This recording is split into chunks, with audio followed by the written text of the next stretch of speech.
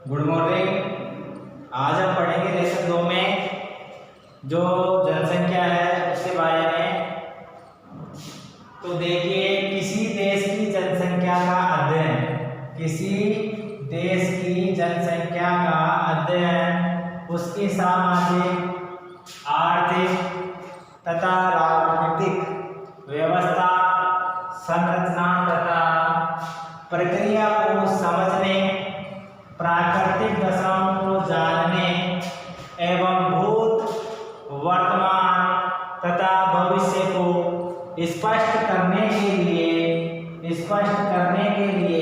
अनिवार्य है।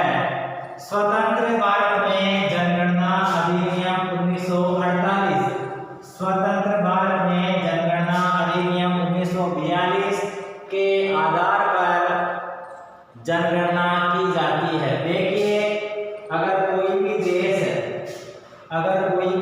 है, अगर उसकी हमें सामाजिक स्थिति की जानकारी प्राप्त करनी है, आर्थिक स्थिति की जानकारी प्राप्त करनी है, राजनीतिक जो उनकी व्यवस्था है उसकी जानकारी प्राप्त करनी है, तथा प्राकृतिक दशाओं को, अर्थात जो प्राकृतिक दशाएं हैं तथा उसका इतिहास क्या है, अर्थात उसका भूत क्या है, उसका वर्तमान क्या है तथा उसका भविष्य क्या होगा, अगर इसे स्पष्ट करना है तो हमें किसका अध्ययन करना पड़ेगा? जनसंख्या का अध्ययन करना पड़ेगा।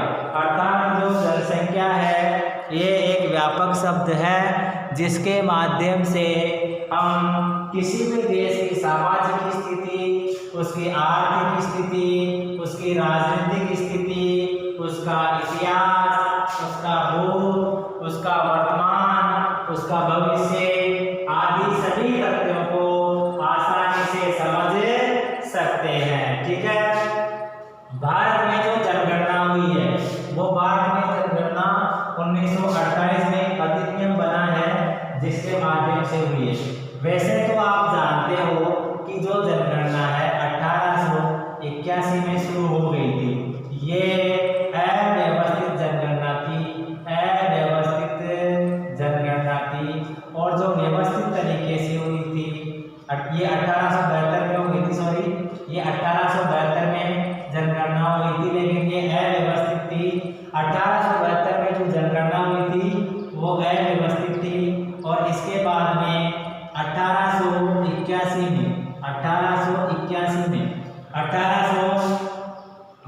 में जो जनगणना हुई वो अव्यवस्थित तरीके से हुई थी। जबकि हम बात करें 1881 की, तो 1881 में जो जनगणना हुई वो व्यवस्थित तरीके से हुई थी।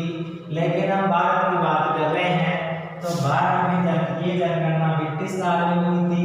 जबकि स्वतंत्र भारत की बात करते हैं, हम स्वतंत्र भारत की बात करते हैं, अर्थात भारत आजाद हुआ।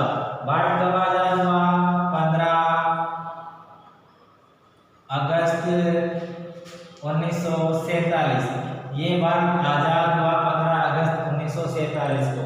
तो जो स्वतंत्र भारत है उस स्वतंत्र भारत की जो जनगणना है वो इस अधिनियम के द्वारा की जाती है और ये अधिनियम है जनगणना अधिनियम 1948। जनगणना अधिनियम 1948 के द्वारा भारत में जनगणना की जाती है। स्वतंत्र भारत की जनगणना इसके आधार पर ही शुरू की गई। अब देखिए, जो जनसांख्यिकीय जो आंकड़े हैं, अर्थात जो जनसंख्या है उसके संबंध में अनेक विद्वानों ने कुछ सिद्धांत दिए हैं। इन सिद्धांतों का अध्ययन करेंगे और इनके आधार पर हम जनसंख्या को समझने का प्रयास करेंगे। सबसे पहले जो सिद्धांत है वो है मालथस का गुणोत्तर वृद्धि का सिद्धांत। एक विद्वान है मालथस जिन्होंने सिद्धांत दिया जिसे मालथस का गुणोत्तर वृद्धि का सिद्धांत कहा जाता है। अब देखिए, ये जो मालथस है कहाँ के तो रहने वाले हैं, ये इतिहासकार है या राजनेता है या अर्थशास्त्री है, इसके बारे में हम अध्ययन करेंगे। सबसे पहली बात है कि ये जो मार्कस है ये ब्रिटिश इतिहासकार है, राजनीतिक अर्थशास्त्री है, अर्थात ये इतिहासकार भी है और राजनीतिक अर्थशास्त्री भी है। इनका पूरा नाम है थॉमस रॉबर्ट माल्थस। इनका पूरा नाम क्या है? Thomas Robert Malthus. पूरा नाम क्या हुआ? थॉमस रॉबर्ट माल्थस इनका पूरा नाम है। और इन्होंने जनसंख्या वृद्धि के गुणोत्तर सिद्धांत को स्पष्ट किया। इन्होंने जो सिद्धांत दिया उस सिद्धांत का क्या नाम है? गुणोत्तर वृद्धि का सिद्धांत है। क्या नाम है सिद्धांत का? गुणोत्तर वृद्धि का सिद्धांत है। इस सिद्धांत को इन्होंने स्पष्ट किया। ये जो सिद्धांत है अर्थात जो माल्थस है, माल्थस के अनुसार उन्होंने क्या बताया कि जो जनसंख्या है, जनसंख्या में वृद्धि गुणोत्तर रूप में होती है। जनसंख्या में जो वृद्धि है वो कैसे होती है? गुणोत्तर रूप में होती है, अर्थात गणितीय रूप में नहीं होती है बल्कि किसके रूप में होती है? गुणोत्तर रूप में होती है। जनसंख्या में जो वृद्धि होगी वो गुणोत्तर होगी और जो कृषि होती है अर्थात जो कृषि उत्पाद होते हैं, जनसंख्या में तो गुणोत्तर वृद्धि होगी, जबकि जो कृषि उत्पाद है उनमें गणितीय रूप में वृद्धि होती है।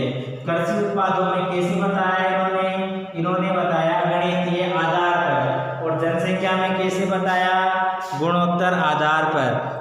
जनसंख्या में तो गुणोत्तर आधार पर बताया और कृषि उत्पादों में गणितीय रूप में बताया। अब देखिए ये गरीबी का मूल कारण है, अर्थात जो कृषि उत्पाद है वो गणितीय आधार पर होता है और जनसंख्या गुणोत्तर आधार पर होती है। तो ये गरीबी का मूल कारण है, अर्थात गरीबी का ये बहुत बड़ा कारण है। गरीबी, इसके द्वारा गरीबी होती है। अब देखिए ये कहते हैं कि यदि कृत्रिम निवेदों के उपरांत अर्थात मानव के प्रयासों के आधार पर, अर्थात मनुष्य के या मानव के प्रयासों के आधार पर यदि जनसंख्या में अगर जनसंख्या पर नियंत्रण नहीं होता है, अर्थात जनसंख्या को नहीं रोका जा सकता, अर्थात मानव के प्रयासों के द्वारा जिनमें कई प्रकार के सरकार के द्वारा भी प्रोग्राम चलाए जाते हैं, उनके द्वारा या मानव अगर जनसंख्या पर नियंत्रण नहीं कर सकता है, जनसंख्या को नियंत्रित नहीं किया जाता है, तो इनका मानना यह है कि जो प्रकृति है ना, जो हमारा पर्यावरण है, जो प्रकृति है, ये प्रकृति क्या करती है? ये स्वयं ही नियंत्रण करती है। कोई न कोई उपाय ऐसा निकालती है हमारी प्रकृति जिसके द्वारा ये क्या करती है? ये नियंत्रण करती है। किस पे नियंत्रण करती है? जनसंख्या पर नियंत्रण करने का काम है करती है। जनसंख्या को रोकने का, जनसंख्या को स्थिर करने का, जनसंख्या को नियंत्रित करने का ये कार्य करती है। ठीक है, अर्थात इन्होंने ये बताया कि जो जनसंख्या है वो जनसंख्या कैसे होती है? गुणोत्तर रूप में होती है। कैसे होती है? गुणोत्तर रूप में होती है। दूसरी चीज जो कृषि उत्पाद है वो कृषि उत्पाद कैसे होते हैं, उनमें वृद्धि कैसे होती है?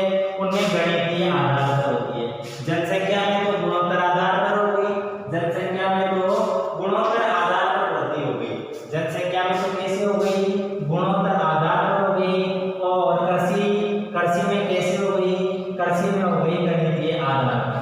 गणितीय आधार पर तो कृषि में हो गई और जनसंख्या में गुणोत्तर आधार पर हो गई। अब ये कह रहे हैं, माल्थस का मानना ये है, माल्थस क्या कह रहे हैं? माल्थस कह रहे हैं कि जैसे ये जनसंख्या है, जनसंख्या में किस आधार पर बताया? गुणोत्तर आधार पर। ठीक है, कृषि में कैसे बताया? या जो कृषि उत्पाद है, कृषि उत्पाद उनमें बताया गणितीय आधार पर बताया। अब ये कह रहे हैं कि जो जनसंख्या गुणोत्तर होती है और जो कृषि उत्पाद गणितीय आधार पर होते हैं, इसके माध्यम से क्या होता है? गरीबी, इसके माध्यम से गरीबी उत्पन्न होती है, गरीबी बढ़ती है इसके आधार पर।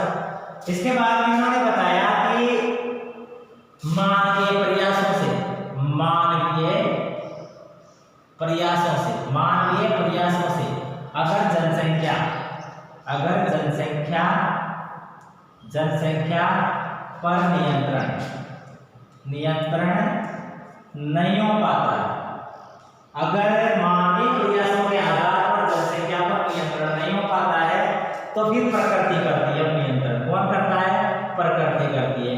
प्रकृति किसी न किसी रूप में बाढ़, भूकंप, तूफान, चक्रवात, कई प्रकार की बीमारियां, इनके माध्यम से हमारी प्रकृति क्या है कि जो जनसंख्या है उस जनसंख्या को नियंत्रित करने का कार्य करती है।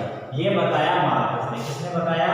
मार्कस ने। तो मार्कस का जो सिद्धांत है बिल्कुल सिंपल है, गुणोत्तर आधार पर बताया जनसंख्या को, कृषि उत्पादों को गणितीय आधार पर बताया, दोनों के माध्यम से गरीबी बताई, गरीबी बढ़ जाएगी, और अगर मानवीय प्रयासों से जनसंख्या पर नियंत्रण नहीं होता है तो प्रकृति स्वयं करती है और प्रकृति के माध्यम से जनसंख्या को नियंत्रित किया जाता है। ओके।